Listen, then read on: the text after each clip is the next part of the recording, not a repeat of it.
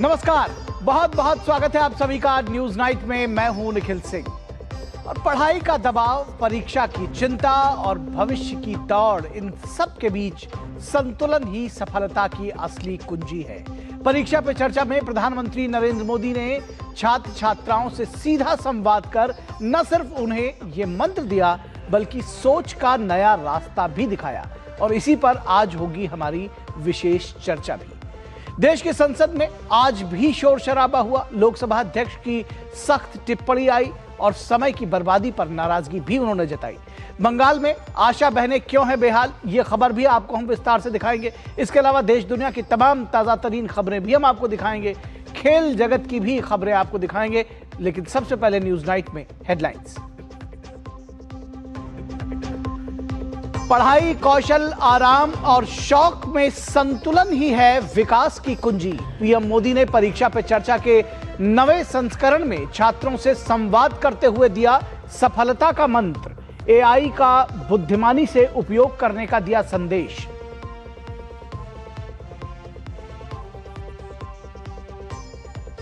देश भर के छात्रों ने परीक्षा पे चर्चा से सीखा तनाव मुक्त होकर पढ़ाई करने का मंत्र।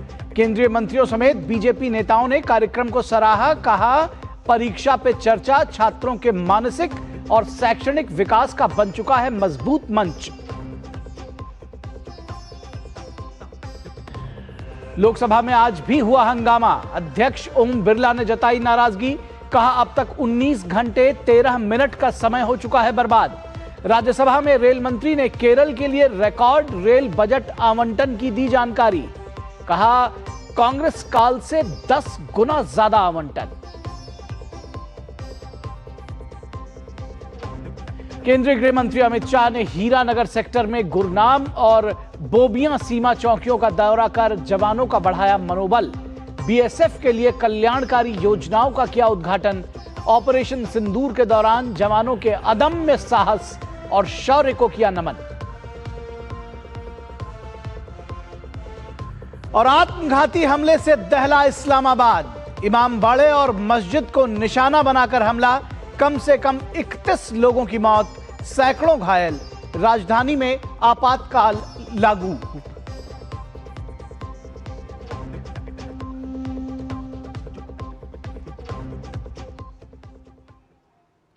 तो सबसे पहले बात परीक्षा पे चर्चा की। प्रधानमंत्री नरेंद्र मोदी ने विद्यार्थियों के साथ अपने लोकप्रिय संवाद कार्यक्रम परीक्षा पे चर्चा के नवे संस्करण के दौरान छात्र छात्राओं से बातचीत की। प्रधानमंत्री ने परीक्षा के दौरान तनाव और चिंता से निपटने के तरीकों पर विद्यार्थियों को संबोधित किया, उन्हें मंत्र दिए। उन्होंने बच्चों को अपने स्वयं के अनूठे शिक्षण तरीकों पर भरोसा रखने की सलाह दी। उन्होंने कहा कि कोई भी दो व्यक्ति एक ही तरह से नहीं सोचते या एक ही तरह से नहीं सीखते। उन्होंने कहा कि प्रत्येक छात्र की अपनी एक अलग शैली होती है और उन्हें तैयारी के तरीके पर पूरा विश्वास रखना चाहिए। मैं बड़ी दूर से आई हूँ, कुछ प्रश्नों को अपने साथ भी लाई हूँ। परीक्षा पे चर्चा की सौगात उठाए हैं, फिर हम सब ने ये मौका पाए हैं। दादरा व नगर हवेली और दमन दीव से आने वाली ईशा शैलेश पटेल 7 लोक कल्याण मार्ग पर भारत की विविधता की एक झांकी भर नहीं है। यहाँ पर परीक्षा पे चर्चा कार्यक्रम के 9वें संस्करण के आयोजन के दौरान पंजाब, सिंध, गुजरात, मराठा, द्राविड़, उत्कल, बंग सहित विंध्य, हिमाचल और यमुना गंगा के क्षेत्र से आए परीक्षार्थी नजर आए। इसमें परीक्षा से जुड़े विषयों, तनाव मुक्त रहने की जरूरत और पढ़ाई पर ध्यान केंद्रित करने जैसे मुद्दों पर चर्चा के साथ ही असमिया गमोसा का जिक्र भी खास रहा। ये असमी वो गमोसा कहते हैं। ये सबसे बड़ी चीज है, ये मेरी सबसे प्रिय चीज है। उसकी रचना बहुत अच्छी लगती है। दूसरा है ये असम का और खास करके नॉर्थ ईस्ट की विमेन एम्पावरमेंट का सिंबल है। ये घर में बनाते हैं और सचमुच में वहाँ की मातृशक्ति, नारी शक्ति कैसे काम करती है, तो एक प्रकार से मन को बड़ा आदर होता है, सम्मान होता है। कार्यक्रम के दौरान पीएम मोदी ने तनाव मुक्त परीक्षा के महत्व पर जोर दिया और चुनौतियों से निपटने, संतुलन बनाए रखने के साथ ही आत्मविश्वास विकसित करने के व्यावहारिक उपाय साझा किए। उन्होंने छात्रों के संपूर्ण विकास पर जोर देते हुए जीवन को श्रेष्ठ बनाने में शिक्षा को एक माध्यम बताया। अच्छे टीचर आपने देखा होगा सर्वांगीण विकास के लिए पूरा सिलेबस पढ़वाते हैं। हम जिंदगी परीक्षा के लिए नहीं है, हमारे जीवन को बनाने के लिए शिक्षा एक माध्यम है। और हम शिक्षा सही करते हैं, गलत करते हैं तो बार बार हम अपने एग्जाम करते हैं। तो ये जो एग्जाम है वो हमें अपने आप को एग्जामिन करने के लिए एग्जाम है। अल्टीमेट गोल एग्जाम के नंबर नहीं हो सकता है। अल्टीमेट गोल संपूर्ण जीवन के विकास का होना चाहिए। प्रधानमंत्री नरेंद्र मोदी ने परीक्षार्थियों से प्रतियोगी परीक्षाओं के पाठ्यक्रम से ज्यादा कक्षा के पाठ्यक्रम को आत्मसात करने को कहा। उन्होंने छात्रों के साथ संवाद में उनके माता पिता को भी जरूरी सबक प्रदान किया। मेरा आग्रह रहेगा तो आपको पहली प्रायोरिटी 12th को देनी पड़ेगी। लेकिन अगर हमने एक विद्यार्थी के रूप में जो मेरे उम्र से, मेरे क्लास से जुड़े हुए सिलेबस को आत्मसात किया है तो कॉम्पिटिटिव एग्जाम उसके लिए अलग मेहनत नहीं करनी पड़ेगी। Yes sir. ये बाय प्रोडक्ट होगा। कुछ माँ बाप को क्या रहता है, इस उम्र से पहले ये हो जाना चाहिए। Yes sir. तो मैं माँ बाप से कहूंगा उनकी क्षमता, योग्यता, रुचि के अनुसार कि बच्चों को खिलने दो। परीक्षार्थी समय प्रबंधन किस प्रकार से करें, इसकी सीख भी प्रधानमंत्री नरेंद्र मोदी ने दी। पीएम ने कहा कि यदि समय का सदुपयोग कर लिया तो कभी भी तनाव और थकान नहीं रहेगी। उन्होंने छात्रों की गेमिंग में रुचि का समर्थन किया। वहीं उन्होंने इसके जरिए हो रहे जुए की खेल पर भी सतर्क रहने का आग्रह किया। उन्होंने कहा कि सपने न देखना एक अपराध है और इसे गुनगुनाते नहीं रहना चाहिए। सपने न देखना वो तो क्राइम है। सपने देखने ही चाहिए, लेकिन सपनों को गुनगुनाते रहना ये कभी काम नहीं आता है। और इसलिए जीवन में कर्म को प्रधान देना चाहिए। मैं जहां हूं वहां मुझे सफल होना है, तभी मैं आगे जाऊंगा। मैं देखता रहूं और मुझे अगर पेड़ पे चढ़ना ही है तो आम देखता रहूं तो आम नहीं पकड़ता। प्रधानमंत्री नरेंद्र मोदी ने ब्लाइंड क्रिकेट महिला टीम का उदाहरण देकर कहा कि जरूरी नहीं कि सुविधाओं से ही क्षमता का निर्माण हो। कार्यक्रम के दौरान कई बार ऐसे मौके भी आए जब परीक्षार्थियों ने पीएम मोदी की किताब एग्जाम वॉरियर्स के कई सारे उद्धरण प्रस्तुत किए। Bureau report, DD news. यानी परीक्षाओं के मौसम में जब तनाव सबसे बड़ा सवाल बन जाता है, तब एक संवाद कार्यक्रम उम्मीद की आवाज बनकर उभरता है। परीक्षा पे चर्चा। प्रधानमंत्री नरेंद्र मोदी की ये पाठशाला देश के कोने कोने तक पहुंची, जहां छात्रों ने जाना कि परीक्षा मंजिल नहीं, सिर्फ एक पड़ाव है। तनाव से मुक्त सोच, आत्मविश्वास और संतुलन का यही संदेश परीक्षा पे चर्चा 2026 की असली पहचान बना।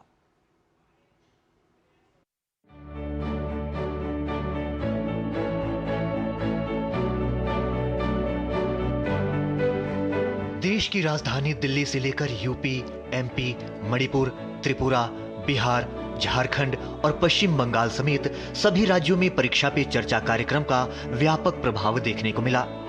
प्रधानमंत्री नरेंद्र मोदी के साथ हुए इस संवाद ने छात्रों, शिक्षकों और अभिभावकों को ये संदेश दिया कि परीक्षा जीवन का केवल एक पड़ाव है, पूरा जीवन नहीं। पीएम मोदी ने तनाव प्रबंधन को सरल तरीके से समझाया। गाजियाबाद के हिंडन स्थित पीएम श्री केंद्रीय विद्यालय के छात्रों ने प्रधानमंत्री नरेंद्र मोदी की पूरी बातचीत को ध्यानपूर्वक सुना, तो वहीं पश्चिम बंगाल के स्कूलों के छात्रों ने भी पीएम मोदी के मंत्र को आत्मसात किया। परीक्षा पे चर्चा हम सभी छात्रों के लिए बहुत ही ज़्यादा प्रेरणादायी और उपयोगी कार्यक्रम रहा है। इसने हमें यह समझाया कि परीक्षा हमारे जीवन का सिर्फ एक हिस्सा है, पूरा जीवन नहीं। वो आर्टिफिशियल इंटेलिजेंस के बारे में भी बात कर रहे थे। ये भी मुझे बहुत अच्छा लगा कि युवा पीढ़ी की आजकल में चलने वाली बात को उन्होंने सबसे सामने लाया। और ज़रूर एजुकेशन को एक विश्व में बदलने का तरीका, उन्होंने एक नया रास्ता दिखाया, एक नई दुनिया दिखाई। और हम ये कह सकते हैं कि युवा पीढ़ी सही रास्ता देख रही है। परीक्षा पे चर्चा के 9वें संस्करण के तहत आयोजित कार्यक्रम में प्रधानमंत्री नरेंद्र मोदी ने दिल्ली के केंद्रीय विद्यालय आर.के. पुरम सेक्टर 2 में कक्षा 11 में पढ़ने वाली एक दिव्यांग छात्रा से संवाद किया। इस छात्रा ने इस पल को अपने जीवन का अमूल्य क्षण बताया तो दूसरे छात्रों ने बताया कि प्रधानमंत्री से सीधे संवाद कर उन्हें नई ऊर्जा और आत्मविश्वास मिला है। प्रधानमंत्री जी भी इतनी कंफर्टेबली हमसे बात कर रहे थे कि मतलब मज़ा ही आ गया एक तरह से कहूँ तो। प्रधानमंत्री जी ने मेरा हाथ पकड़ के वो मेरे को लेके गए। उन्होंने मुझे ब्रेल बुक्स के बारे में पूछा जो मैं पढ़ती हूँ कि आपको पढ़ना पसंद है, क्या पढ़ना पसंद है। मेरा गाना सुना उन्होंने, जिसकी उन्होंने तारीफ भी की, बोला कि मैंने अच्छा गाया। केंद्रीय शिक्षा मंत्री धर्मेंद्र प्रधान समेत केंद्रीय मंत्रियों ने प्रधानमंत्री के परीक्षा पे चर्चा कार्यक्रम की सराहना की तो सत्ता पक्ष के सभी सांसदों ने एक स्वर में कहा कि परीक्षा पे चर्चा केवल एक कार्यक्रम नहीं बल्कि छात्रों के मानसिक और शैक्षणिक विकास का मजबूत मंच बन चुका है। परीक्षा हमारी व्यवस्था में एक डरावनी दुनिया बन चुकी थी। प्रधानमंत्री जी ने इस समस्या का निदान करने के लिए खुद अपने समय निकालते हैं। हर एक साल बच्चों के बीच में आते हैं। छोटी छोटी बातों पे वो अपने मन की बात को कहते हैं। परीक्षा पे चर्चा के माध्यम से उन्होंने जिंदगी की जो परीक्षा हम दे रहे हैं, समाज की परीक्षा के लिए उन्होंने चर्चा किया है। ये सब समय में हमारे लिए प्रेरक रहे। छात्रों को कितना लाभ मिला होगा जब मैंने खुद अनुभव किया है कि यदि हम भविष्य में कुछ अच्छा करना चाहते हैं और सफलताएं प्राप्त करना चाहते हैं तो किस रास्ते पे चलना चाहिए। तो बच्चों को निश्चित तौर से चंद बच्चों से बात हुई है, लेकिन देश भर के बच्चों को प्रधानमंत्री की परीक्षा पर चर्चा जरूर सुनना चाहिए। उनके केवल परीक्षा में नहीं बल्कि निजी जीवन में भी वो बहुत काम आएंगे। मैंने नहीं देखा विश्व में कोई प्रधानमंत्री या प्रेसिडेंट बच्चों को लेके, देश के इस नए भारत की जनरेशन को लेके इतने सेंसिटिव हैं। आने वाली जनरेशन को उन्होंने इतना सुंदर ट्रेंड किया है। मैं ये एज में, उनकी 75 की आयु में वो इतने अपग्रेडेड हैं। ये एक बहुत बड़ी सीख की बात है। उन पे शिव कृपा है। ये कोई बिगर कृपा के कोई व्यक्ति इतना शार्प नहीं हो सकता। परीक्षा पे चर्चा पर देश के कोने कोने के छात्र ही नहीं, विदेशों में पढ़ रहे भारतीय छात्र भी इस कार्यक्रम से जुड़ रहे हैं। प्रधानमंत्री नरेंद्र मोदी कल से 2 दिन के मलेशिया दौरे पर रवाना हो रहे हैं, लेकिन उससे पहले आज परीक्षा पे चर्चा के मंच से उन्होंने छात्रों से सीधा संवाद किया। उन्होंने जो हमें बातें बताई हैं, हमारी मदद करने की कोशिश की है, वो मुझे बहुत अच्छा लगा। मेरे लिए बहुत मददगार था। ऐसा नहीं कि मैं इसी साल देख रहा हूँ, मैं हर साल मोदी जी को देख के आ रहा हूँ कि उनके परीक्षा पे चर्चा पे। और मोदी जी की मेरे को एक बात बहुत अच्छी लगी कि उन्होंने हम बच्चों का तनाव कम करने के लिए इतना सब कुछ किया। परीक्षाओं के मौसम में परीक्षा पे चर्चा अब सिर्फ एक कार्यक्रम नहीं बल्कि करोड़ों छात्रों के लिए मेंटल स्ट्रेस मैनेजमेंट क्लास बन चुका है। दिल्ली से राजेश राज, निशांत सौरभ और कोलकाता से सौरभ दत्ता के साथ ब्यूरो रिपोर्ट, डीडी न्यूज। तो परीक्षा पे चर्चा अब लाखों करोड़ों छात्रों के लिए मेंटल स्ट्रेस दूर करने का और कॉन्फिडेंस गेन करने का एक जरिया बन चुका है। और आज यही हमारी विशेष चर्चा का विषय है। परीक्षा पे चर्चा पर आज हमारा विशेष है और हमारी विशेष चर्चा है परीक्षा पे चर्चा, पीएम ने दिए सफलता के सूत्र। परीक्षा पे चर्चा, पीएम ने दिए सफलता के सूत्र। और इस पर बातचीत करने के लिए हमारे साथ 2 विशेष मेहमान जुड़े हुए हैं। उनसे आपका परिचय करा दें। हमारे साथ भगवती प्रसाद कलाल, जो कि निदेशक है शिक्षा मंत्रालय, वो हमारे साथ जुड़े हुए हैं। बहुत स्वागत है सर आपका। और उसके साथ ही साथ प्रोफेसर पंकज अरोड़ा, जो कि अध्यक्ष है राष्ट्रीय शिक्षक शिक्षा परिषद के, वो भी हमारे साथ जुड़े हुए हैं। प्रोफेसर अरोड़ा, आपका भी स्वागत है। भगवती प्रसाद कलाल जी, अगर हम आपके साथ इस चर्चा की शुरुआत करना चाहें, जैसा कि आप देख रहे हैं कि स्ट्रेस मैनेजमेंट परीक्षा का एक जो बहुत बड़ा हवा था, उसको खत्म करने के लिए कैसे आकलन करेंगे? इस तरह का जो संवाद कार्यक्रम है, कैसे इसको देखते हैं? जी बहुत बहुत धन्यवाद सर्वप्रथम इस वार्ता के लिए आमंत्रित करने के लिए। जो परीक्षा पे चर्चा कार्यक्रम है वो वार्षिक संवादात्मक कार्यक्रम है। इस पूरे कार्यक्रम की संकल्पना माननीय प्रधानमंत्री जी ने की है। प्रतिवर्ष 2018 से मार्गदर्शन इस कार्यक्रम के लिए मिलता रहा है। जब परीक्षा आती है तो 3 मुख्यतः स्टेक होल्डर्स हैं, जिसमें विद्यार्थी, माता पिता और अध्यापक, तीनों ही स्टेक होल्डर्स तनाव में होते हैं कि सबको अपने वार्षिक तैयारियों का आकलन करने का एक अवसर मिलता है और उस आकलन में सफल हो पाएंगे या नहीं हो पाएंगे, इसके लिए तनाव रहता है। माननीय प्रधानमंत्री जी ने अपने विभिन्न संस्करणों के दौरान ये संदेश दिया है और छात्रों से बातचीत के दौरान, संवाद के दौरान इस बात पे स्ट्रेस दिया है कि परीक्षा को एक उत्सव के तौर पे लेना चाहिए, उसको उत्साह और उमंग उल्लास से मनाना चाहिए, क्योंकि परीक्षा जो है वो अपनी वर्तमान की तैयारियों को नापती है, न कि पूरे जीवन को।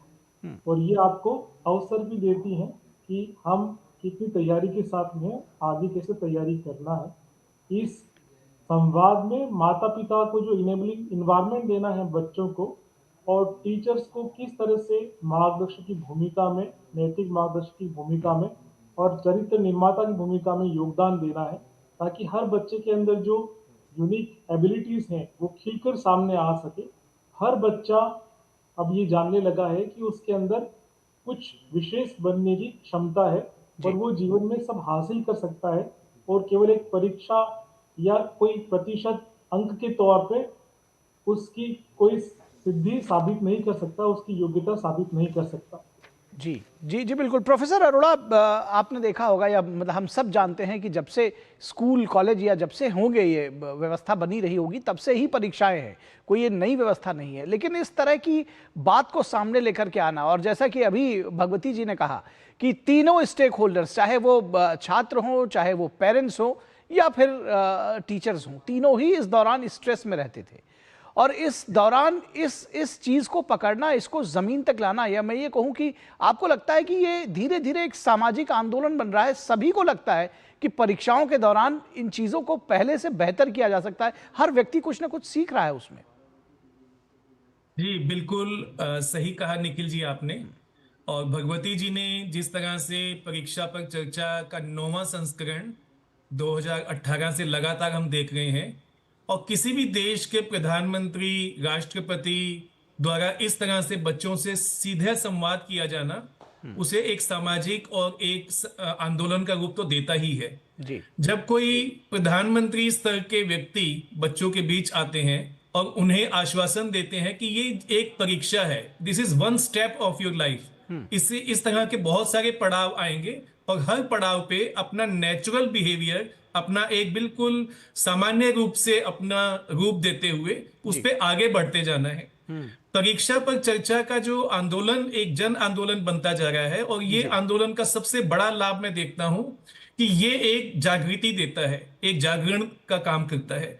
पेरेंट्स में, जैसे कलाल साहब ने कहा, पेरेंट्स में, समाज में, शिक्षकों में, सब जगह इससे एक जागृति आती है और सब लोग अपने बच्चों पर, अपने आस पड़ोस के बच्चों पर भी ध्यान देते हैं और ये सुनिश्चित करते हैं कि बच्चे बिना किसी दबाव के, बिना किसी तनाव के परीक्षा में जाएं।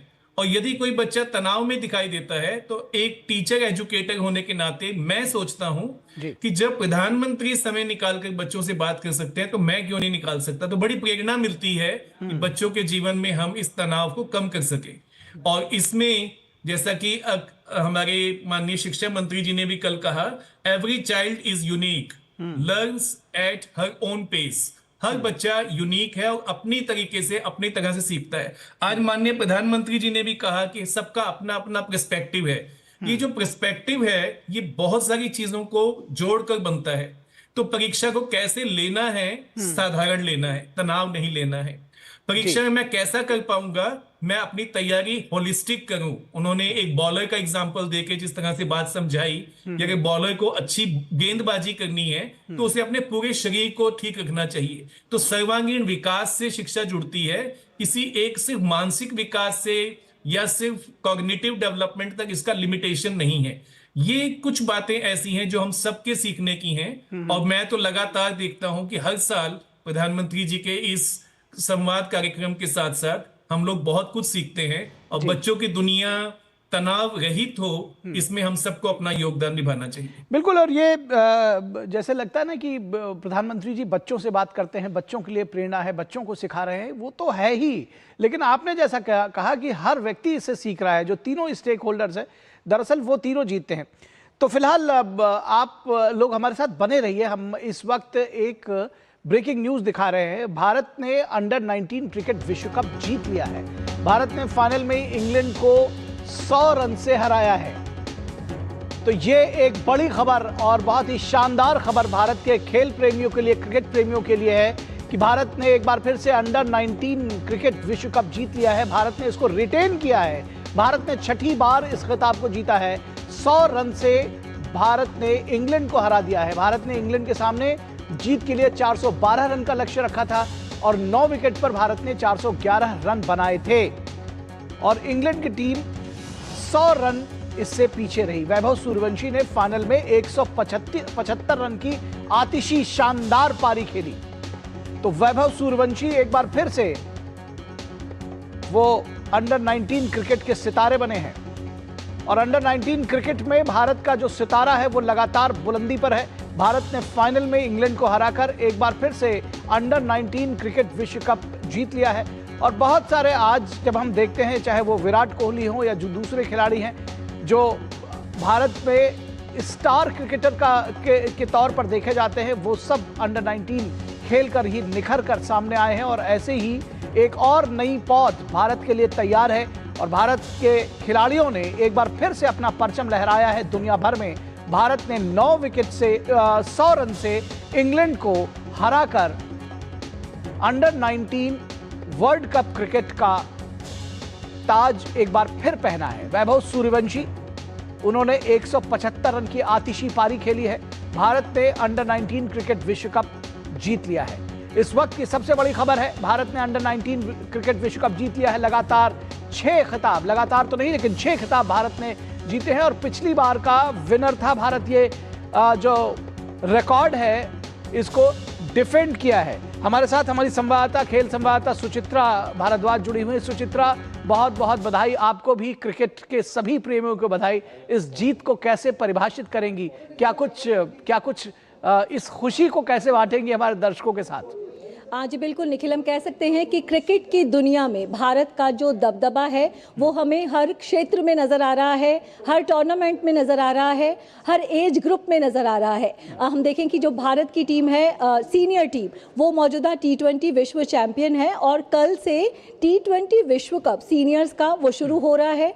भारत की सीनियर टीम के सामने एक जो चुनौती है अपने खिताब की रक्षा की, और जो जूनियर टीम है, ये जो अंडर 19 टीम है, इसने आज जो ये खिताब जीता है, कहीं ना कहीं विश्व कप की शुरुआत से पहले एक हम कहीं की संजीवनी बूटी दे दी है। ये एक नया उत्साह जो है भारत के क्रिकेट प्रेमियों का बढ़ा दिया है कि जब भी बात आएगी विश्व स्तर के टूर्नामेंट की और जब भी टीम इंडिया खेलने उतरेगी तो चैंपियन बनकर ही भारत की टीम जो है उस प्रतियोगिता से बाहर निकलेगी। इस अंडर 19 क्रिकेट विश्व कप में अगर हम भारतीय टीम की यात्रा को देखें तो अविजित रही है टीम।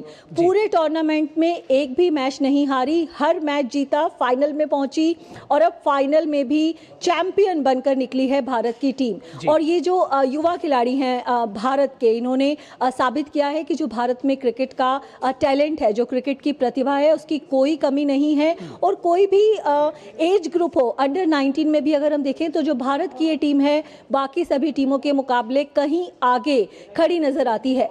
तो फिलहाल भारत क्रिकेट की दुनिया की एक सुपर पावर है और इन अंडर 19 टीम के लड़कों ने दिखा दिया है कि जो भविष्य है वो उज्जवल है। भारत क्रिकेट की सुपर पावर है और आने वाले समय में भी सुपर पावर बना रहेगा। निखिल जी, निश्चित तौर पर। और सबसे खास बात है कि जो आपने जिस तरह से बताया कि अविजित रही है टीम और जो डिफरेंस आया वो सुपर पावर की तरह आया। 411 रन स्कोर करना वनडे क्रिकेट में कहीं से भी आसान नहीं है। और फिर जो आपकी विपक्षी टीम है इंग्लैंड की, मैं फाइनल की बात कर रहा हूं, उसको 100 रन से हरा देना। वैभव सूर्यवंशी के 175 रन की आतिशी पारी, ये आपको दिखाता है कि आपके पास टैलेंट भी है और आप इसी वजह से सुपर पावर। मैं चाहता हूं कि जो ये फाइनल की ये जो पारियां रही है, थोड़ा सा विस्तार दें, हमारे दर्शकों को बताएं कि किस तरह से रहा है आज का मुकाबला। जी बिल्कुल, अगर हम प्रतिमानों की बात करें, निखिल, लग रहा है कि जब रिकॉर्ड तोड़ने की बात आती है तो भारतीय खिलाड़ी अपने ही रिकॉर्ड तोड़ रहे हैं। वैभव सूर्यवंशी की आपने बात की, 15 साल के होने वाले हैं, मतलब ये जो खिलाड़ी है इतनी कम उम्र में इतिहास रच रहा है। 15 छक्के उन्होंने आज अपनी इस आतिशी पारी में लगाए, एक रिकॉर्ड तोड़ा। और किसका रिकॉर्ड तोड़ा? अपना ही रिकॉर्ड तोड़ा। इनका ही रिकॉर्ड था एक पारी में 14 छक्के लगाने का, उसे आज इन्होंने तोड़ा है एक ही पारी में 15 छक्के लगाकर। तो आप देख सकते हैं कि अगर अंडर 19 लेवल पर इस तरह का खेल दिखा रहे हैं, वो भी विश्व कप के फाइनल में, क्योंकि कम उम्र है। कई बार ऐसे भी होता है कि आप एक वर्ल्ड कप के फाइनल में आए हैं, कुछ टीमें होती हैं घबरा जाती हैं, कुछ खिलाड़ी होते हैं कि पूरी प्रतियोगिता में अच्छा खेल रहे हैं लेकिन फाइनल के दबाव में आके अपना सर्वश्रेष्ठ प्रदर्शन नहीं कर पाते।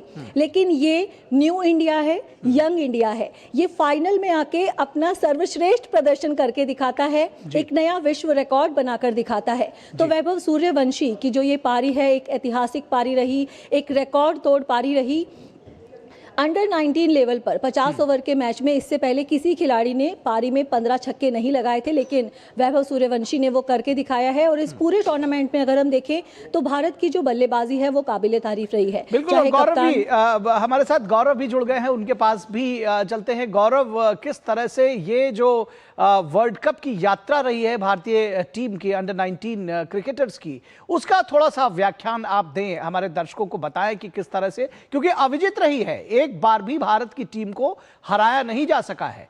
तो इस विजेता टीम के बारे में कैसे कैसे आकलन करेंगे और कैसी रही है उनकी ये विजय यात्रा? बिल्कुल निखिल, सबसे पहले मैं आपको बता दूं निखिल कि मैं इस वक्त मुंबई में हूं, जहां पर अब कहना चाहिए कि आईसीसी T20 विश्व कप का जो आगाज है वो कल से होने जा रहा है और सीनियर टीम जो है वो अमेरिका के खिलाफ T20 वर्ल्ड कप में अपने अभियान का जो है वो आगाज करेगी। लेकिन उससे पहले, ठीक एक दिन पहले, जिस तरह की जो खबर है उसने कहीं ना कहीं यंगिस्तान जो कहा जाता है, टीम इंडिया को यंगिस्तान कहा जाता है, उन्होंने एक तरह से एक नई लकीर जो है वो जिस तरह से खींची है और रिकॉर्ड छठी बार जो है वो अंडर 19 का वर्ल्ड कप का खिताब जो है वो अपने नाम किया है, वो अपने आप में बेहद काबिले तारीफ है। और ये अगर आपने जिस तरह से पूछा कि किस तरह से पूरी एक ये रूपरेखा रही, किस तरह से शुरुआत हुई, तो जाहिर तौर पर अगर इसको देखा जाए तो टीम ने अमेरिका के खिलाफ अपना पहला मुकाबला खेला था अंडर 19 में, वहां पर टीम ने शानदार प्रदर्शन किया था और उसके बाद से लगातार टीम का जो भरोसा है, टीम की जो बल्लेबाजी है और जो एक यूनिट के तौर पर टीम सामने आती रही है, उसने पूरी तरह से इस फेस को जो है वो बदल के रख दिया। खासतौर से इसमें जिक्र करना चाहूंगा सेमीफाइनल मुकाबले का,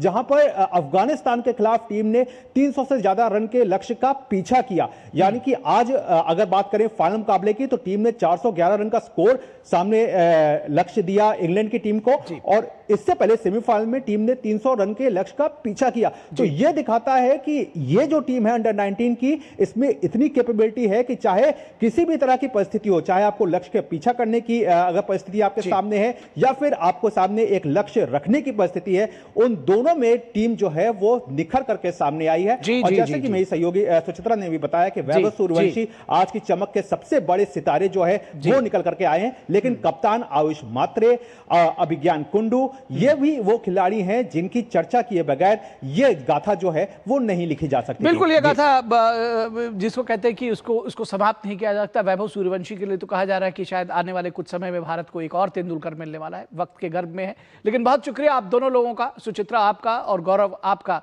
हमारे साथ जुड़ने के लिए। और इसके बाद यहां रुकेंगे एक छोटे से ब्रेक के लिए, लेकिन ब्रेक के बाद जब वापस लौटेंगे तो हमारी चर्चा जिस पर हम कर रहे थे, परीक्षा पे चर्चा, प्रधानमंत्री ने दिए विद्यार्थियों को परीक्षाओं में सफल होने के सूत्र, उस पर हमारी चर्चा जारी रहेगी। दो खास मेहमान हमारे साथ जुड़े हुए, तो आप कहीं मत जाइएगा, ब्रेक के बाद हम जल्द हाजिर होंगे।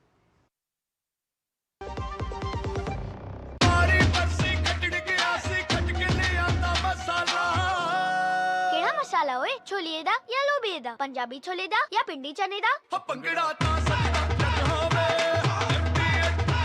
अब छोलिया हो या लोबिया, पंजाबी छोले या पिंडी चने, सब कुछ मजेदार बने। शिव प्रसाद जी को बीमारी के कारण 15 बार हॉस्पिटल में एडमिट होना पड़ा। पॉलिसी बाजार की टीम ने उनका लाखों का क्लेम अप्रूव करवाने में पूरी हेल्प की। पॉलिसी बाजार पर 1 करोड़ का हेल्थ इंश्योरेंस सिर्फ 550 रुपए महीने से शुरू। मैसेज डियर इन्वेस्टर, एक एक्सपर्ट स्टॉक टिप खास आपके लिए। ये ऐप डाउनलोड करो और पैसे डबल करो। एक्सपर्ट जी, बदमाश का बाप हूँ मैं। ऐप डाउनलोड करने से पहले मैं आपका पूरा रिपोर्ट कार्ड निकालूंगा। मैं मूर्ख नहीं हूँ। डिस्टिंक्शन। यूपीआई कहता है अगर कोई ऐसी सलाह दे तो पहले एडवाइजर की पूरी जांच कर ले और कहे मैं मूर्ख नहीं।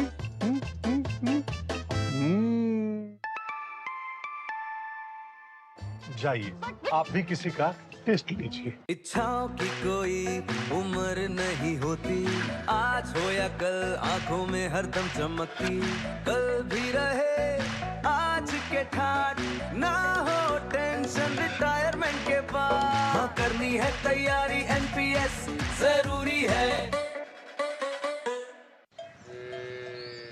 वाह, गाय तुम्हारी माता है ना?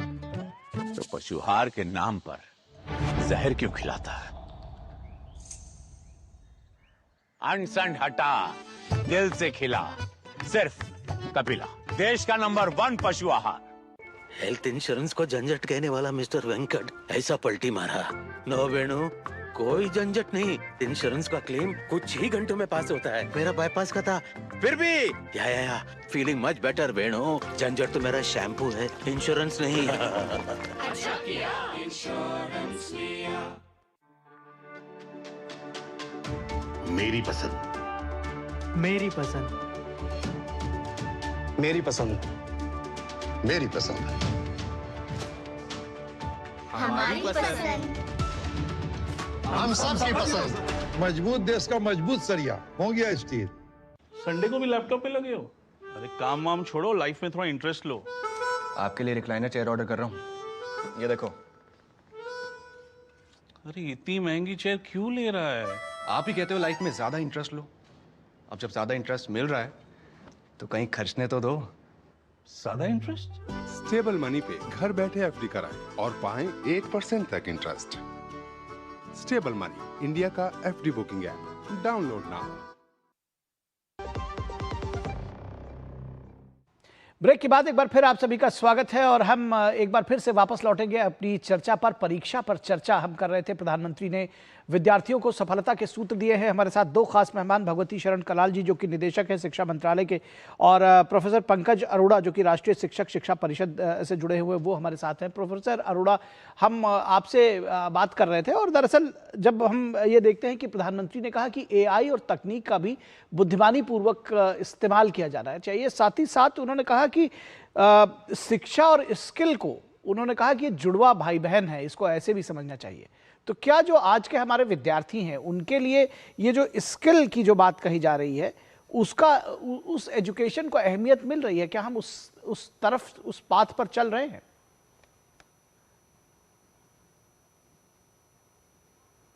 एक बार अपना म्यूट चेक कर लें अपने ऑपरेटर्स का।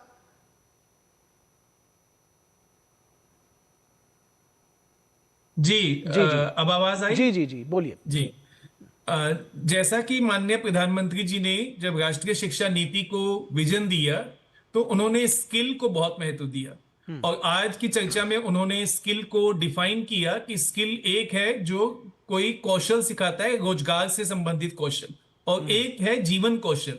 दोनों कौशल कॉम्प्लीमेंट करते हैं, एक दूसरे के पूरक हैं। उन्होंने बड़े अच्छे से बच्चों को यह समझाया और इसमें स्किल आज शिक्षा नीति के माध्यम से, स्कूल में एनसीईआरटी के माध्यम से जो नया स्कूल एजुकेशन का करिकुलम आया है उसके माध्यम से पहुंच रहा है। क्लास 6 से स्किल एजुकेशन इंपॉर्टेंट होने जा रहा है सभी बच्चों के लिए, और 9th 10th 11th 12th में तो स्किल को लेकर एक स्पेशलाइज्ड डोमेन वहां बच्चों को ऑप्शन दिया जाएगा, वो किस स्किल में बढ़ना चाहते हैं। तो मुझे लगता है कि जो जीवन कौशल है और जो रोजगार संबंधित कौशल हैं, दोनों का समन्वय कितना आवश्यक है और दोनों के साथ हमें बैलेंस बना के चलना चाहिए। इसका, इस बैलेंस शब्द का इस्तेमाल भी आज माननीय प्रधानमंत्री जी ने किया। और जीवन में अगर संतुलन होगा तो हम जीवन की किसी भी परीक्षा को बड़े अच्छे से और बड़ी आसानी से पास कर जाएंगे। जी बिल्कुल, समय हमारे पास थोड़ा कम है, इसलिए मैं आपका जवाब आ गया है। मैं भगवती शरण कलाल जी के पास जाना चाहूंगा। एआई के बुद्धिमानी से इस्तेमाल की बात हुई है, कैसे इसको देखते हैं कि क्या छात्रों और शिक्षकों के लिए इसकी कोई सीमा तय की जानी चाहिए या सिलेबस इसका अलग हो? कैसे कैसे देखते हैं इसको? माननीय प्रधानमंत्री जी ने अपने संवाद के दौरान ये कहा है कि तकनीक का उपयोग अवश्य होना चाहिए, लेकिन तकनीक को अपने ऊपर हावी नहीं होने देना है। इस तरह से आज के युग में सभी जगह एआई अपना प्रसार कर रहा है, हम उससे दूर नहीं रह सकते, लेकिन एआई के माध्यम से ये देखना है कि कॉग्निटिव डेवलपमेंट और जो एनालिटिकल एबिलिटी है, जो क्रिटिकल थिंकिंग है, वो भी साथ साथ डेवलप होना चाहिए। और हमें जो है अपने शिक्षण व्यवस्था में उन सब चीज़ों का समावेश करना है, ताकि हम अपने लर्निंग आउटकम्स में एआई का उपयोग करें, तकनीक का उपयोग करें अपने मदद के लिए और अपने लाभ के लिए। तकनीक को इस तरह से ना अपनाएं कि वो अपने ऊपर हावी होकर उसके साइड इफेक्ट्स मनोवैज्ञानिक तरीके से हमारे मन एवं शरीर पर पड़े और अल्टीमेटली हमारा कॉग्निटिव डेवलपमेंट कम हो। जी बिल्कुल, सीखना आसान बने, शॉर्टकट के लिए हम ना उसको सीखें। बिल्कुल ठीक बात कही आपने। आप दोनों लोगों का बहुत शुक्रिया, भगवती शरण कलाल जी और प्रोफेसर पंकज अरोड़ा जी, हमारे साथ जुड़ने के लिए और इतने अपने विचार हमारे साथ साझा करने के लिए। और अब बात करेंगे संसद की। संसद के बजट सत्र में एक बार फिर हंगामे की तस्वीर देखने को मिली है। लोकसभा में विपक्ष के शोर शराबे की वजह से प्रश्नकाल नहीं चल सका, वहीं राज्यसभा में प्रश्नकाल के दौरान कई अहम सवालों के जवाब दिए गए। लोकसभा अध्यक्ष ने विपक्ष को सदन की गरिमा और जनता की अपेक्षाओं की याद दिलाई। संसद के दोनों सदनों की आज की तस्वीर कैसी रही, देखिए ये विशेष रिपोर्ट। लोकसभा में शुक्रवार को फिर विपक्षी सदस्यों के शोर शराबे के कारण प्रश्नकाल नहीं चल सका, जिसके बाद लोकसभा की कार्यवाही को कई बार स्थगित करना पड़ा। सुबह जब सदन की बैठक शुरू हुई तो लोकसभा अध्यक्ष ओम बिरला ने प्रश्नकाल शुरू कराया, लेकिन कांग्रेस समेत विपक्षी दलों के सदस्य नारेबाजी करते हुए आसन के समीप आ गए। लोकसभा अध्यक्ष ओम बिरला ने विपक्ष को नसीहत देते हुए कहा कि हंगामे के कारण इस सत्र में अभी तक सदन का 19 घंटे 13 मिनट बर्बाद हो चुके हैं। ओम बिरला ने हंगामा कर रहे सदस्यों से कहा कि 140 करोड़ जनता की अपेक्षा आपसे रहती है कि सदन चले, यहाँ चर्चा और संवाद हो। प्रश्नकाल सभी मान्य सदस्यों का समय होता है। आप नियोजित तरीके से सदन नहीं चलाना चाहते, गतिरोध पैदा करना चाहते हैं। अभी तक 19 घंटे 13 मिनट सदन का समय बर्बाद हुआ है। आप सभागृह की मर्यादाओं को समाप्त कर रहे हैं और देश की जनता सदन को चलती हुई देखना चाहती है। वहीं अगर राज्यसभा की बात की जाए तो प्रश्नकाल के दौरान रेल मंत्री अश्विनी वैष्णव ने रेल मंत्रालय से जुड़े सवालों के जवाब दिए। इस दौरान उन्होंने बताया कि इस बार आम बजट में केरल राज्य के रेलवे के विकास के लिए रिकॉर्ड आवंटन किया गया है। आवंटन 3,795 करोड़ रुपए है, जो कांग्रेस के समय के आवंटन से 10 गुना अधिक है। In this budget, there has been a record allocation for the state of Kerala for development of railways. The allocation is 3,795 crore rupees, which is, Honorable Chairman Sir, 10 times the allocation which used to be during the Congress time. Rajya Sabha में ही एक दूसरे सवाल के जवाब में केंद्रीय कृषि मंत्री शिवराज सिंह चौहान ने डिजिटल कृषि पहलों के अंतर्गत हुए कार्यों का ब्यौरा सदन में दिया। किसान अपने सवाल स्टेट बोर्ड के माध्यम से पूछता है और उसको तत्काल जवाब मिलता है, और ये केवल हिंदी और अंग्रेजी में नहीं है। मुझे बताते हुए प्रसन्नता है कि 11 क्षेत्रीय भाषाओं में किसानों के सवाल का जवाब देने का काम एआई के माध्यम से दिया जा रहा है, और अब तक लगभग 93 लाख प्रश्नों के उत्तर दिए जा चुके हैं। लगभग प्रतिदिन 8,000 सवाल पूछे जाते हैं और उनका समाधान एआई के माध्यम से हमारा कृषि विभाग देने का काम कर रहा है। बजट सत्र में विपक्ष के हंगामे के चलते लोकसभा लगातार प्रभावित हो रही है, लेकिन राज्यसभा में कुछ कामकाज देखने को मिला है। अगले हफ्ते से बजट पर चर्चा शुरू होनी है, देखना होगा कि इसमें विपक्ष की क्या भूमिका रहती है। अमरेंद्र गुप्ता और अनुज यादव के साथ राजेश राज, डीडी न्यूज, दिल्ली। तो ये थी संसद की कार्यवाही की बात, और यहाँ रुकेंगे एक छोटे से ब्रेक के लिए। आप कहीं मत जाइएगा, हम जल्द हाजिर होंगे।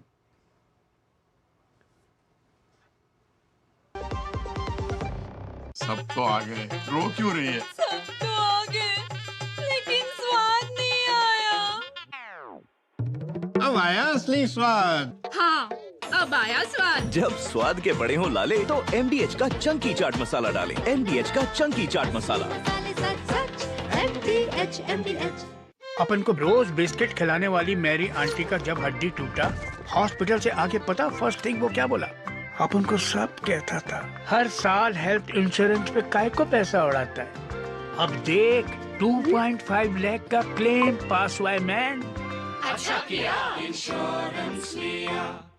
जब धरती चीर कर निकलता है लोहे का पत्थर और मिलता है मोंगिया के जोश से, फिर तपता है, पिघलता है और बनता है फौलाद।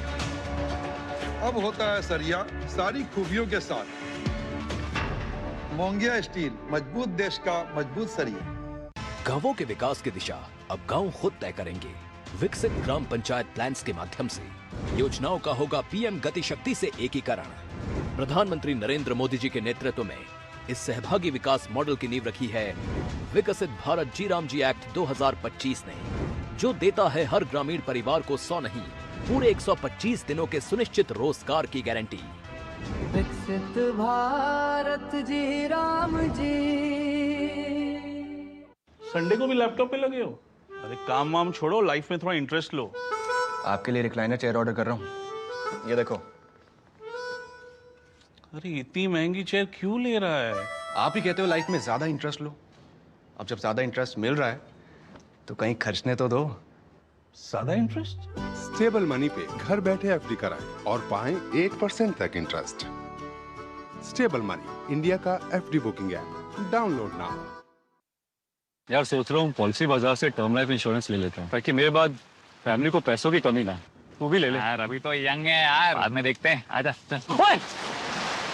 पॉलिसी बाजार पर 0 GST के साथ अब 1 करोड़ का टर्म लाइफ इंश्योरेंस सिर्फ 400 रुपए महीने से शुरू।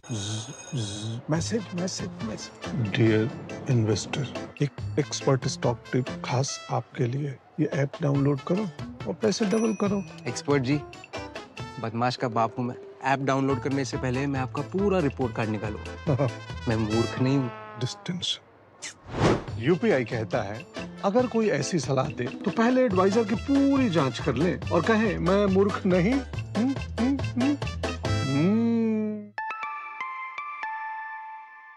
जाइए आप भी किसी का टेस्ट लीजिए।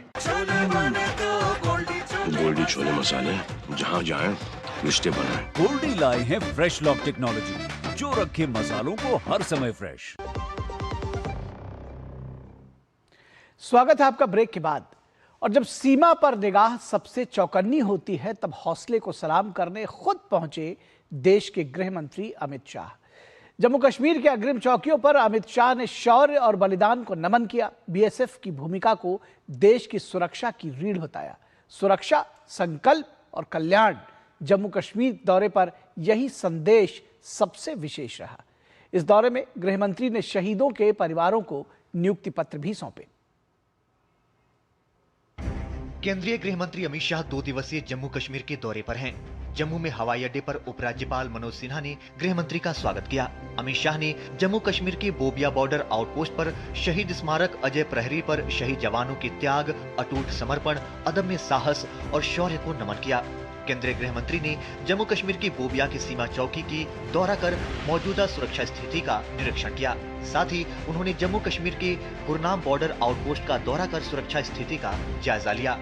मैं जब भी बीएसएफ की चौकी पर जाता हूं, बॉर्डर पर जाता हूं, हमेशा आप सभी से कर्तव्य बोध और कर्तव्य निर्वहन दोनों गुणों को सीख कर वापिस जाता हूं कि अपने मन के अंदर लगन के साथ कर्तव्य का निर्वहन कैसे करते हैं। इसका सबसे उत्कृष्ट उदाहरण सभी सेवाओं में अगर कोई है तो बीएसएफ के मेरे जवान हैं जो सीमा पर लगे रहते हैं। केंद्रीय गृह मंत्री अमित शाह ने सीमा प्रहरियों के लिए 6 कल्याणकारी योजनाओं का लोकार्पण और शिलान्यास भी किया। उन्होंने ऑपरेशन सिंदूर में बीएसएफ के बेहतरीन काम की सराहना की। अभी अभी ऑपरेशन सिंदूर में बीएसएफ के शौर्य और वीरता एक प्रकार से 6 दशक के इतिहास में स्वर्णिम अध्याय बनकर रहा है। उस कठिन घड़ी में भी आप सभी ने हम सीमा के प्रहरी है ये भाव को हमेशा के लिए उज्जवल रखा और बुलंद रखा। 118 पोस्ट और 3 आतंकी launch pad Jammu Kashmir frontier ने ध्वस्त किए। केंद्रीय मंत्री अमित शाह ने मोदी सरकार द्वारा बीएसएफ के जवानों के कल्याण के लिए एक योजना लाने का भी वादा किया। अमित शाह ने जम्मू के लोक भवन में शहीदों के परिवारों से मुलाकात कर उन्हें अनुकंपा नियुक्ति पत्र दिए।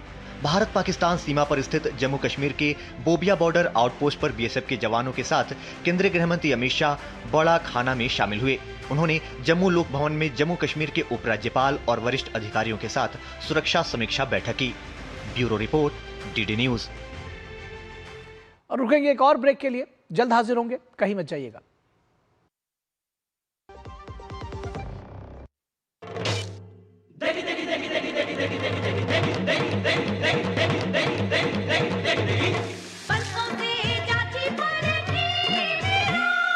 MDH की देगी मिर्च, देगी मिर्च का तड़का, अंग अंग फड़का। MDH की देगी मिर्च। विभाग अनेक, कंप्लेंट बॉक्स 1। किसी भी सरकारी दफ्तर, विभाग या बैंक से जुड़ी शिकायत के लिए pgportal.gov.in पर जाएं, रजिस्टर करें, संबंधित विभाग चुनें, शिकायत दर्ज करें और ट्रैकिंग आईडी नोट करें। एसएमएस या ईमेल पर एक्नॉलेजमेंट पाएं और शिकायत का जवाब सीधे मंत्रालय से प्राप्त करें। अब तक 1 करोड़ 12 लाख से अधिक भारतीयों ने भरोसा जताया। सीपी ग्राम्स, आपकी हर शिकायत का हल।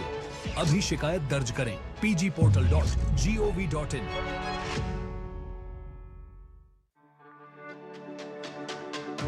मेरी पसंद, मेरी पसंद, मेरी पसंद, मेरी पसंद, हमारी पसंद, हम सबकी पसंद। मजबूत देश का मजबूत सरिया हो गया स्टील।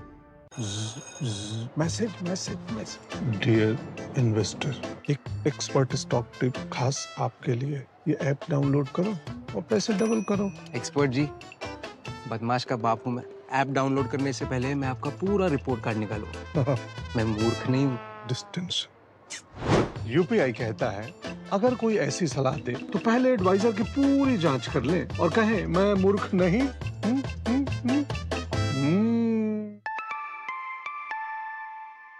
जाइए, आप भी किसी का टेस्ट लीजिए। इच्छाओं की कोई उम्र नहीं होती, आज हो या कल आंखों में हरदम चमकती। कल भी रहे आज के ठाट, ना हो टेंशन रिटायरमेंट के बाद। हाँ, करनी है तैयारी, एनपीएस जरूरी है।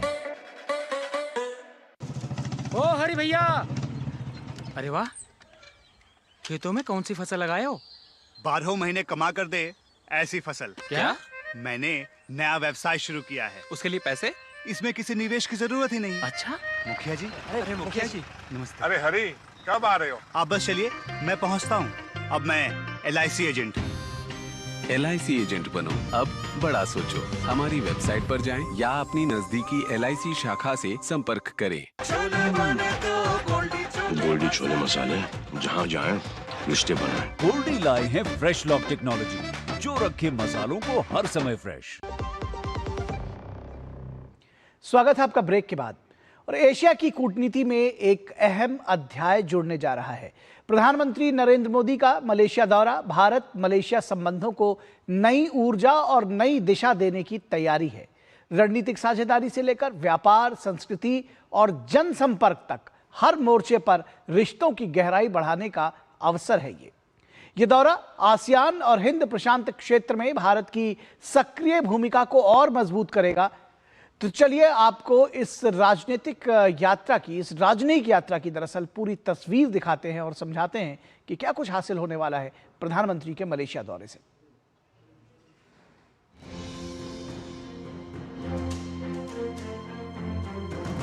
शनिवार से प्रधानमंत्री नरेंद्र मोदी का 2 दिवसीय मलेशिया दौरा द्विपक्षीय सहयोग को नई ऊंचाई पर ले जाने का अवसर होगा।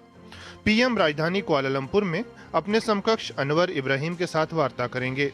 दोनों नेता भारत मलेशिया व्यापक रणनीतिक साझेदारी में हुई प्रगति की समीक्षा करेंगे। व्यापार है, निवेश, रक्षा, सुरक्षा, सेमीकंडक्टर सेक्टर और डिजिटल इकोनॉमी और दूसरे शिक्षा के अंदर और हेल्थ केयर के अंदर, इसके अलावा और लोगों के बीच आदान प्रदान जैसे सहयोग के प्राथमिकता वाले क्षेत्रों में बहुत सारे डिस्कशन होगा इस विज़िट में, क्योंकि हर एक सेक्टर के अंदर ऑलरेडी काफ़ी सारे डिस्कशन हो चुके हैं, मगर इस विज़िट के अंदर दोनों प्रधानमंत्रियों का जो निर्देश पर इसको कैसे प्रगति लिया जाए उसके ऊपर ध्यान दिया जाएंगे। पीएम की मलेशिया की ये तीसरी यात्रा है। इससे पहले 2015 और 2018 में उनके दौरों ने द्विपक्षीय सहयोग को बहुत मजबूती दी थी।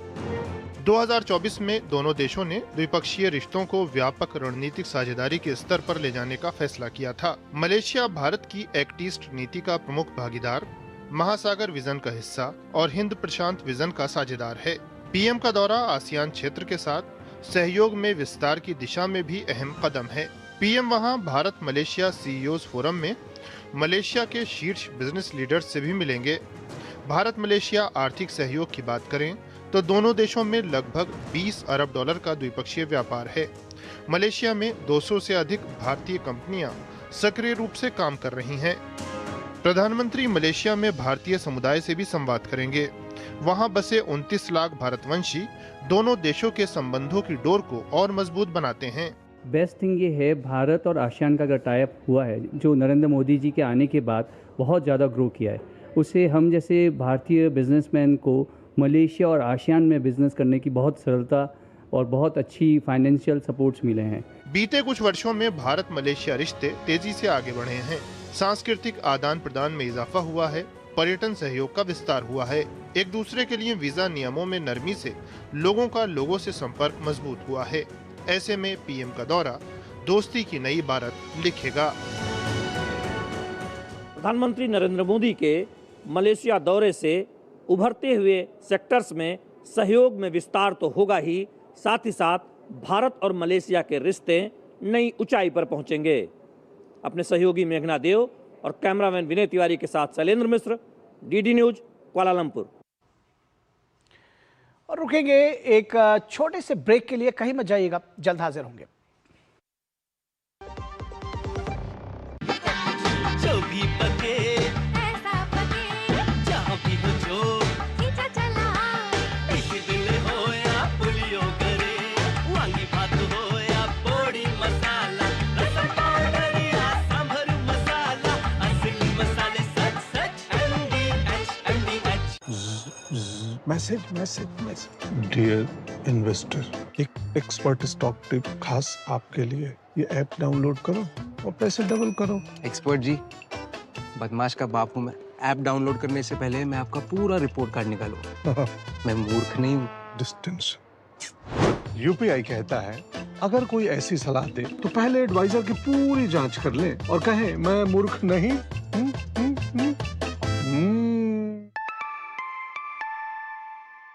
जाइए, आप भी किसी का टेस्ट लीजिए।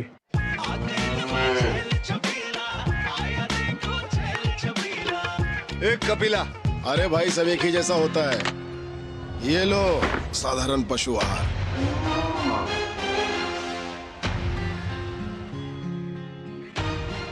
इस देश की हर माँ, बच्चे, बूढ़े, जवान, खिलाड़ी, डॉक्टर, इंजीनियर, सबको गाय भैंस की दूध की शक्ति पर भरोसा है। पर जब इन पशुओं को कपिला पशु आहार मिलेगा, तभी तो दूध सिर्फ ज्यादा ही नहीं, शक्ति से भरपूर भी होगा। और ये सच जानते हुए चंद पैसों के लिए तुम देश का भरोसा तोड़ दो। कपिला पशु आहार, देश का नंबर 1 पशु आहार। मैच की पहली गेंद और घुमा दिया भैंस की आंख, बॉल की जगह बैट बाउंड्री की तरफ जाता हुआ, और ये ठुकी गाड़ी, गिरा बंटी, टूटा टीवी। बजाओ ताली बिल्ली। क्योंकि सबने अच्छा किया इंश्योरेंस लिया। अच्छा किया इंश्योरेंस लिया। संडे को भी लैपटॉप पे लगे हो? अरे काम वाम छोड़ो, लाइफ में थोड़ा इंटरेस्ट लो। आपके लिए रिक्लाइनर चेयर ऑर्डर कर रहा हूँ, ये देखो। अरे इतनी महंगी चेयर क्यों ले रहा है? आप ही कहते हो लाइफ में ज्यादा इंटरेस्ट लो। अब जब ज्यादा इंटरेस्ट मिल रहा है तो कहीं खर्चने तो दो। ज्यादा इंटरेस्ट? स्टेबल मनी पे घर बैठे एफडी कराएं और पाएं 8% तक इंटरेस्ट। स्टेबल मनी, इंडिया का FD booking app, download now.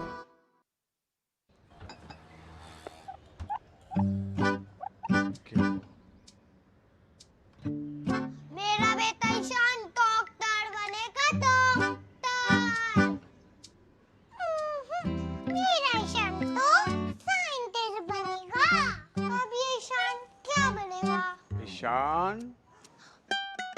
Ishan कुछ भी बने, उसके साथ हमेशा है LIC की अमृत बाल चिल्ड्रन पॉलिसी। बड़े सपनों का रखे ख्याल। गोल्डी छोले मसाले, जहाँ जाए रिश्ते बनाए। गोल्डी लाए हैं फ्रेश लॉक टेक्नोलॉजी, जो रखे मसालों को हर समय फ्रेश। स्वागत है आपका ब्रेक के बाद और खबर पाकिस्तान से। पाकिस्तान की राजधानी इस्लामाबाद में शुक्रवार को एक शिया मस्जिद में हुए आत्मघाती बम हमले में कम से कम 31 लोग मारे गए और 170 से अधिक लोग घायल हो गए। घटना के बाद फॉरेंसिक टीम ने जांच शुरू कर दी है। स्थानीय अधिकारियों के मुताबिक यह हमला तरलाई इलाके में शुक्रवार की नमाज के बाद हुआ। सुरक्षा सूत्रों के मुताबिक मस्जिद में इस घातक हमले को आत्मघाती हमलावर ने अंजाम दिया। जानकारी के मुताबिक हमलावर को मस्जिद के गेट पर ही रोक लिया गया था, तभी उसने खुद को बम से उड़ा लिया। फिलहाल घायलों को इलाज के लिए Pakistan institute of medical sciences अस्पताल में भर्ती कराया गया है। धमाके के बाद इस्लामाबाद के पुलिस प्रमुख ने पूरे शहर में इमरजेंसी घोषित कर दी है। अब तक किसी भी समूह ने इस हमले की जिम्मेदारी नहीं ली है। तो न्यूज नाइट के आज के इस अंक में बस इतना ही। हमारी पूरी टीम को दीजिए अनुमति। नमस्कार।